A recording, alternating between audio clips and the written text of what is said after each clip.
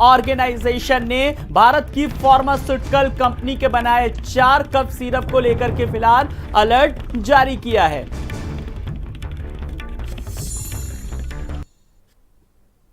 तो cough syrup से करे तौबा, कफ सिरप के स्वाद पर भी मचा है बवाल। तो आपको बता दें कि कफ सिरप को लेकर के WHO की चेतावनी। WHO ने कहा है कि ये प्रोडक्ट मानकों पर खरे नहीं उतरे हैं, सुरक्षित नहीं।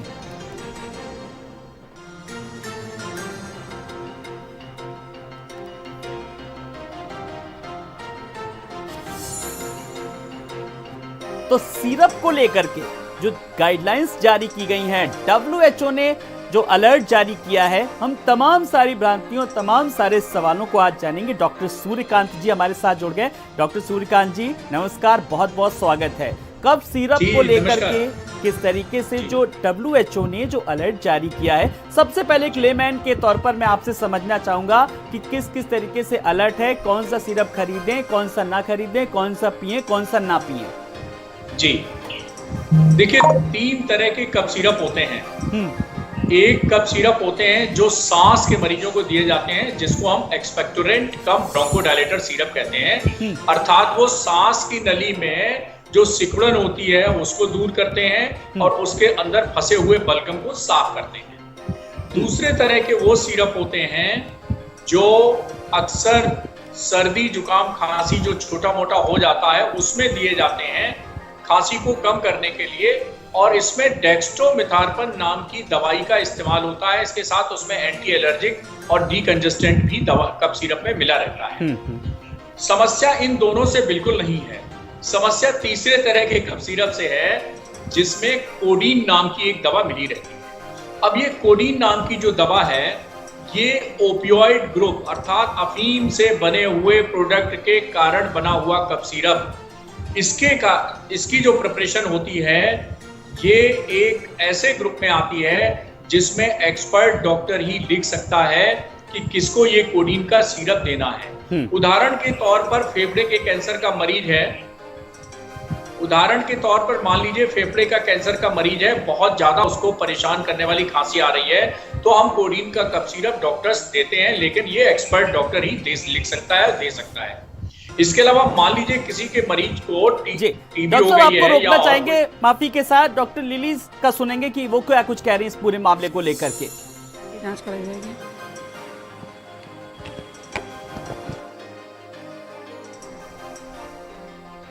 जी, तो महानिदेशक डॉक्टर लिली सिंह भी अपनी बात रख रही थी। उन्होंने भी साफ तौर पर कहा। डॉक्टर सूर्यकांत जी लगातार हमारे साथ बने हुए। सूर्यकांत जी, जब हम एक अमूमन जो सुन रहे हैं कि डाइथेलेन ग्लाइकोल और इथिलेन ग्लाइकोल की जब मात्रा है, तो क्या इसका कॉम्बिनेशन कुछ गड़बड़ाया है क्या? ये इस बारे में जरा मुझे बताइए।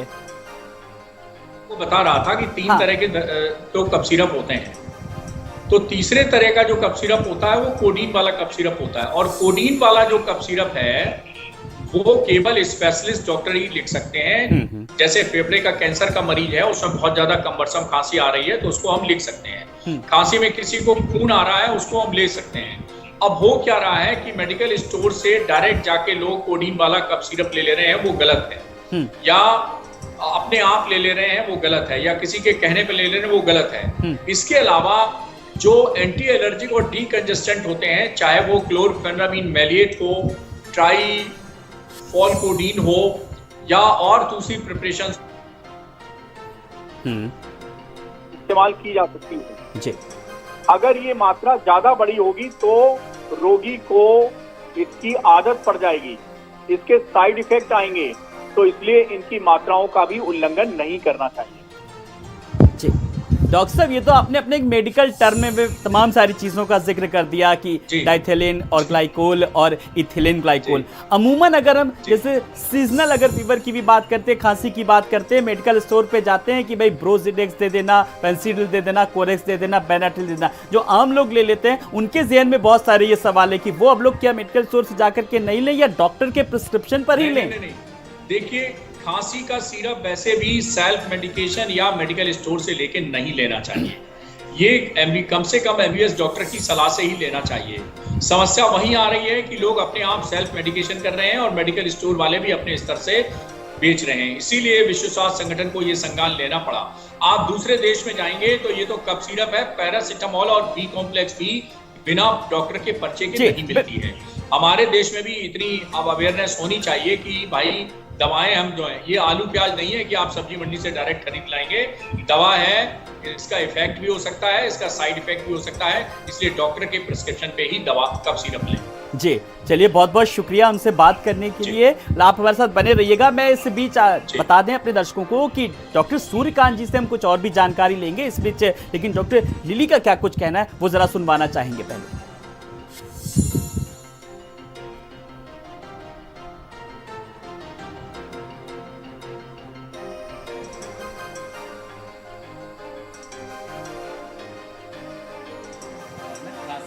सिरप हैं, इनको लेकर WHO ने कुछ निर्देश जारी किए गए हैं और कहा है कि बच्चों की सेहत को ये नुकसान पहुंचा सकते हैं। अलर्ट भी जारी किया गया है, क्या कहना है मैम इसका? खांसी के सिरप में जो उसके जो इंग्रेडिएंट्स होते हैं उनकी निश्चित मात्रा में वो नुकसान नहीं करते हैं, लेकिन अगर उसकी मात्रा यदि अधिक हो तो नुकसान कर सकते हैं। तो इस अदरवाइज़ जो है वो उसके इंग्रेडिएंट्स हैं वो सामान्य इंग्रेडिएंट है। तो मैम ज़्यादा सिरप पीने की मात्रा से क्या लगता है बच्चों में किस तरीके के मैम कॉम्प्लिकेशन हो सकते हैं? ज़्यादा डोज होने से साइड इफ़ेक्ट हो सकते हैं। उल्टी है, पेट में दर्द है या किडनी पे इफेक्ट आ सकते हैं। तो इस तरह से यदि मात्रा उसकी ज़्यादा है तो नुकसान हो सकता है। कुछ मैम चार सिरप हैं, कफ सिरप है, हालांकि हरियाणा में इसको लेकर कई बच्चों की मौत की भी सामने बात आई है और WHO ने कहा है कि जब तक उस पर निर्धारित मानक नहीं होते इनको इस्तेमाल नहीं किया जाना चाहिए। जिस कंपनी के दवा के लिए की आप बात कर रहे हैं उसके सैंपल्स जो आज समाचार पत्रों के माध्यम से भी पता चला है कि इस तरह का हरियाणा में उनकी कंपनी कैसे पाए गए हैं, तो उसकी जांच के नमूने ले लिए गए हैं। तो जांच की रिपोर्ट आने के बाद ही अग्रिम कुछ कहना संभव होगा। तो मैम क्या आप लोगों की भी तरफ से कुछ यहाँ के लिए निर्देश जारी किए जाएंगे इन सिरप की जानकारी को लेकर या जांच कराने को लेकर कि मार्केट में कहीं इस तरीके की कोई सिरप तो नहीं है? यहाँ गवर्नमेंट से तो हम लोगों की सप्लाई से जो आता है PMCL से सप्लाई खरीदी जाती है और मार्केट में इस तरह की अभी कोई शिकायत तो नहीं आई है। यदि किसी प्रकार की कोई शिकायत होगी तो उसकी जांच कराई जाएगी।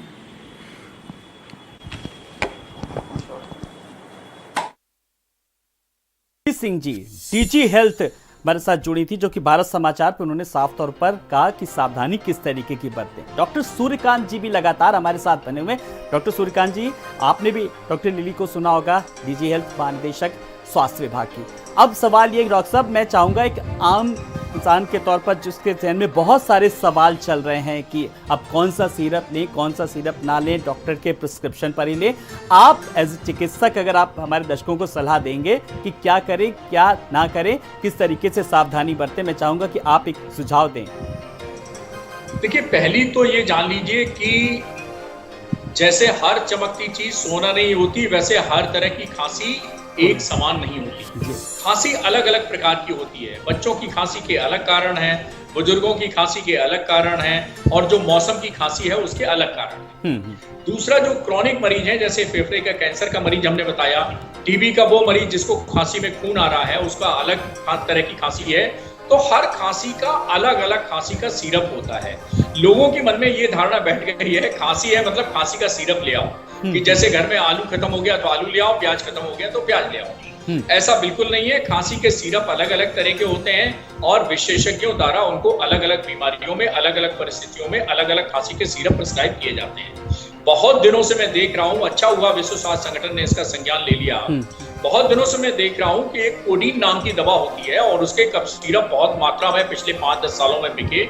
और उसमें क्या था कि इससे एक खांसी का सिरप पीने से एडिक्शन हो जाता था, आदत पड़ जाती थी और लोग, मैंने देखा हमसे भी हमारे कर्मचारी मांगने आते थे कि डॉक्टर साहब वो खांसी वाला सिरप दे दीजिए, वो वाला। आपको मेरी आवाज आ रही है आलोक जी? एकदम स्पष्ट रूप से आ रही डॉक्टर साहब। ठीक।